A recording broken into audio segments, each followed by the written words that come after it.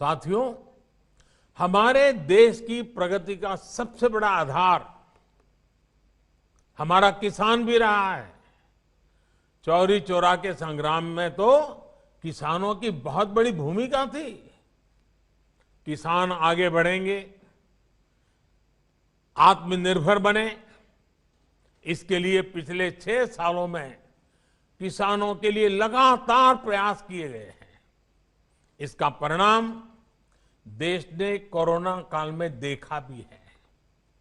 महामारी की चुनौतियों के बीच भी हमारा कृषि क्षेत्र मजबूती से आगे बढ़ा और किसानों ने रिकॉर्ड उत्पादन करके दिखाया।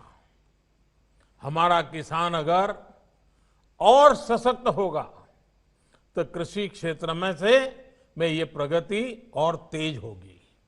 इसके लिए इस बजट में कई कदम उठाए गए हैं। मंडियों किसानों के फायदों का बाजार बने, इसके लिए 1000 और मंडियों को इनाम से जोड़ा जाएगा। यानी मंडी में जब किसान अपनी फसल बेचने जाएगा तो उसे और आसानी हो जाएगी। वो अपनी फसल कहीं भी बेच सकेगा।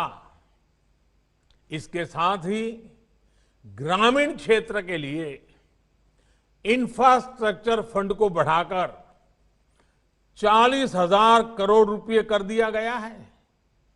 इसका भी सीधा लाभ किसान को होगा। ये सब फैसले हमारे किसान को आत्मनिर्भर बनाएंगे, कृषि को लाभ का व्यापार बनाएंगे। यहां यूपी में जो केंद्र सरकार ने जो प्रधानमंत्री स्वामित्व योजना की शुरुआत की है, वो भी देश के गांवों के विकास में अहम भूमिका निभाने वाली है।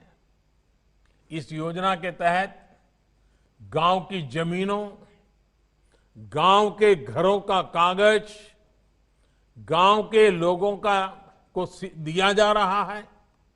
जब अपनी जमीन के सही कागज होंगे, अपने घर के सही कागज होंगे, तो उनका मूल्य तो बढ़ेगा ही, बैंकों से बहुत आसानी से कर्ज भी मिल जाएगा। गांव के लोगों के घर और जमीन पर कोई अपनी बुरी दृष्टि भी नहीं डाल पाएगा। इसका बहुत बड़ा लाभ देश के छोटे किसानों को, गांव के गरीब परिवारों को होगा।